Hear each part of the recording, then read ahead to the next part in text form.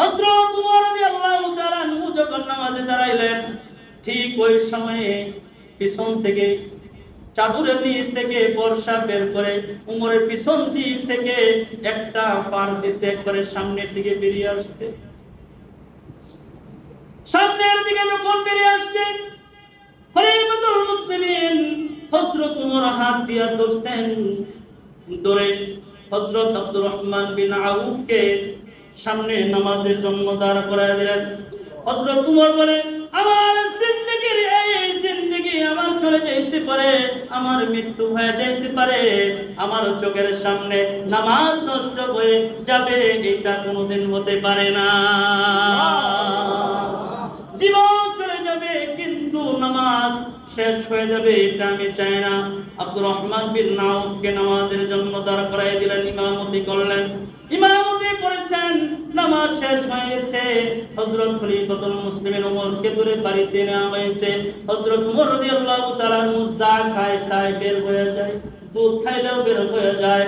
এরকম না, খাইতে খাইতে খাইতে খাইতে যখন তার সময় প্রায় ঘনিয়ে এসেছে, তখনই খলিফাতুল মুসলিমিন বুঝেছে আর এই দুনিয়ার জমিনে মনে হয় আর থাকা সম্ভব না। আমার তো মনে হয় সময় ঘনিয়ে এসেছে, মনে হয় আমি চলে যাব। বুঝে ফেলেছে আল্লাহর রাসূল সাল্লাল্লাহু আলাইহি ওয়াসাল্লামের যে জায়গাটা ফাঁকা আছে, তার মনের শান হলো ওই জায়গাটায় তার শোয়া। আল্লাহর রাসূলের ওই জায়গার মধ্যে শুইবেন। খলিফাতুল মুসলিমিন হযরত উমর রাদিয়াল্লাহু তাআলা তার ছেলেকে পাঠায়া দিলেন, গিয়া বলো আম্মাজানকে বলবা ওই জায়গাটার ভিতরে আমি উমর ঘুমাইতে চাই। আল্লাহু আকবার বলেন। খলিফাতুল মুসলিমিন তার সন্তানকে পাঠিয়ে দিলেন হযরত উম্মুল মুমিনিন মা আয়েশা রাদিয়াল্লাহু আনহার কাছে, গিয়া বলছে, আম্মাজান আব্বা আমাকে পাঠাইছেন। কেন পাঠাইছেন? কয় আব্বা পাঠাইছেন, আব্বার শরীর বেশি ভালো না, আমার আব্বার মনের শান, আমার আব্বার মনের আশা রাসূলের পাশে ঘুমানোর তিনার আশা। আল্লাহু আকবার বলেন। আপনি যদি অনুমতি দেন তাহলে আব্বা ওখানে ঘুমাইতে চায়, এজন্য আমাকে পাঠাইছেন। এদিক দিয়া হযরত আয়েশা রাদিয়াল্লাহু তাআলা আনহা বলেন, গোটা দুনিয়ার চাইতে সব চাইতে মুহাব্বতের জায়গা গোটা দুনিয়া দিতে পারি, রাসূলের এই ফাঁকা জায়গাটা আমি আয়েশা দিতে পারবো না। আল্লাহু আকবার বলেন। এই জায়গাটা তো আমার মনের শান, আল্লাহ আমি আমার রাসূলের সাথে আমি শুইব, এটা তো আমার আশা, আমি ওখানে থাকবার চাই। আল্লাহর রাসূল সাল্লাল্লাহু আলাইহি ওয়াসাল্লামের সাহাবী হযরত উমর রাদিয়াল্লাহু তাআলা গুরু ছেড়ে তখন এই কথা শোনার পর চলে যাইতেছে। ওই দিক দিয়ে হযরত উমরের চিন্তা এসেছে, সন্তানকে পাঠিয়ে দিলাম, যে সন্তানকে আমি আম্মার কাছে পাঠাইলাম, আয়েশার কাছে পাঠাইলাম, এখনো তো আমি এই তরুণীর খলিফা। কথা বলেন ঠিক কিনা? আমি তো এখানে এখনো প্রেসিডেন্ট আছি, আমি তো এখনো ক্ষমতায় আছি। আমার ক্ষমতা থাকা অবস্থায় যেহেতু আমি আমার সন্তানকে পাঠাইছি, জায়গা যদিও দিয়া দেয় মানুষ বলবো ক্ষমতার অপব্যবহার করছে। কথা কোন ঠিক কিনা? জায়গা যদিও দিয়া দেয় বলবে ক্ষমতার অপব্যবহার করেছে। এজন্য হযরত খলিফাতুল মুসলিমিন উমর আরেকজন লোককে পাঠিয়ে দিলেন, তাড়াতাড়ি আমার সন্তানকে ফিরে আনো। আল্লাহু আকবার বলেন। আবার ওই দিক দিয়ে হযরত আয়েশা রাদিয়াল্লাহু তাআলা আনহা তিনি চিন্তা করলেন, হাসরের ময়দানে আমার রাসূল যদি জিজ্ঞেস করে, আয়েশা তুমি তো মুমিনের মা ছিলে, তুমি তো উম্মতের মা ছিলে, তুমি তো উমরের মা ছিলে। আল্লাহু আকবার। তুমি তো উমরের মা ছিলে, সন্তান হয়ে আমার কাছে তো দাবি করতেই পারে, তুমি কেমন মা হইলা যে সন্তানের দাবিটুকু পুরা করতে পারো না?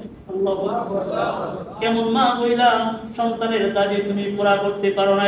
মায়ের সবচেয়ে পছন্দের জিনিসটা যদি সন্তান পছন্দ করে, ওই মাটা যেমনই হোক সন্তানকে ওই জিনিসটা দিয়া সন্তানকে খুশি কইরা দেয়। কথা কোন ঠিক কিনা? আয়েশা রাদিয়াল্লাহু তাআলা আনহা চিন্তা করলেন, আরে যদি এখন যদি রাসূল আমাকে জিজ্ঞেস করে কি জবাব দিব? এজন্য হযরত আয়েশা রাদিয়াল্লাহু তাআলা আরেকজনকে পাঠিয়ে দিলেন, যাও উমরের ছেলেকে নিয়ে আসো। তার গন্তব্যে আবার তাকে নিয়ে আসলেন। নিয়ে আসার পরে উম্মুল মুমিনিন আয়েশা রাদিয়াল্লাহু তাআলা আনহা, উম্মুল মুমিনিন আয়েশা রাদিয়াল্লাহু তাআলা আনহা উমরের ছেলেকে বলে, শোনো, তোমার বাবা যে আশা আকাঙ্ক্ষা করেছে, তার মনের যে তামান্না করেছে, আমি বুঝতে পারি না, আমি এখন তোমাকে বলে দিলাম, আমি ইজাজত দিলাম, এই জায়গাটা তোমার বাবার জন্য আমি ওয়াকফ করে দিলাম, এই জায়গাটা আমি তোমার বাবার জন্য ওয়াকফ করে দিলাম। খলিফাতুল মুসলিমিন উমর রাদিয়াল্লাহু তাআলা আনহুর ইন্তিকালের পরে আবার তাকে রাসূলের সাথে দাফন করা হয়েছে। সুবহানাল্লাহ। ৩৩ জনের নবী একই গঠন দিয়ে তৈরি করা হয়েছে। দুনিয়ার মানুষ সব কিছু তোমার শেষ হয়ে যাবে, তোমার নবী শেষ হবে না। তোমার নবী যেখানে কবরস্থান হবে সেখানেই থাকবে। আপনারা মনে করেন ময়মনসিংহের মানুষ, আমরা ওখানে সিলেটের মানুষ হইতে পারেন, আপনারা ঢাকার মানুষ হইতে পারেন। এই যে জিরাবো উন্মুক্ত কবরস্থান হয়েছে, জানেন? জানি। জিরাবো উন্মুক্ত কবরস্থান হয়েছে, আপনারা জানেন? এই জিরাবো এই মসজিদের উদ্যোগ থেকে এই উন্মুক্ত কবরস্থানের একটা ব্যবস্থার জন্য অনেক দিন ধরে কষ্ট করতেছে, শ্রম দিতেছে। অনেক মানুষ আছে, তারা বিভিন্ন জায়গা থেকে আসে, আসার পরে মানুষ মারা গেলে ওখানে নিয়ে যাওয়ার পর্যন্ত ভাড়াটা থাকে না। কথা কোন ঠিক না? আসলে ওই বিষয়টা ভাড়া থাকে না, বরং তার মাটি যে জিরাবোর মাটিতে হবে, এটা আল্লাহ তাআলা লিখে রেখেছে। আর কি জোরে বলেন সুবহানাল্লাহ। তাহলে যার নামে যেখানে গঠন করবো জিরাবো উন্মুক্ত কবরস্থান, যেখানে জিন্দেগির শেষ আশা আকাঙ্ক্ষা নিয়ে ঘুমায়া যাইতে হবে, এই উন্মুক্ত কবরস্থানে যে যেরকম পেরেছে সবাই সহযোগিতা করতেছে। আমি বলবো এটা একটা সওয়াবের কাজ, এটা এমন একটা কাজ যে কাজটা কত মানুষ এসে যায়, মানুষের মনের দোয়াটা হইল বড় দোয়া। অনেক মানুষ আসে, আয়েশা কাফন দাফন ওই কবর দেওয়ার মতো জায়গা পায় না, লাশ নিয়ে ঘুরতে থাকে, কষ্ট করতে থাকে। জিজ্ঞেস করলে বলে এই লাশটাকে কোথায় দাফন করব বলতে পারি না। যেমন আমার ভাইয়ের সন্তান মারা গেছে ঢাকায় মহাখালীতে, মারা যাওয়ার পরে তারা চিন্তা করছে, মানে মৃত হয়েছে, চিন্তা করছে মৃত নিয়ে আসলে বাড়িতে কান্নাকাটি হবে, তাকে কবরটা মহাখালীতে দেওয়া হবে। সমস্ত জায়গায় ঘুরছে, কোনো জায়গা নাই। অবশেষে টাকা দিয়া কিনে তারপরে জমি ক্রয় করে কবর দিছে। কথা কোন ঠিক কিনা? আছে না নাই? তাহলে এখানে আপনারা যে যেরকম পারেন সওয়াবের কাজ, এই মানুষগুলো যখন তাদের কোনো কবর দেওয়ার মতো জায়গা থাকে না, এই মানুষগুলোরে যখন জিরাবুল মুক্ত কবরস্থানে এসে যখন দাফন করা হবে, নিজের মনের অজান্ত থেকে আনন্দ উল্লাস বেড়ে উঠবে। কারণ আমি তো কোনো জায়গা পাই নাই, আজকে এখানে উন্মুক্ত কবরস্থান থাকার জন্য আমার সন্তানকে মাটি দিতে পারছি। কথা কোন ঠিক কিনা?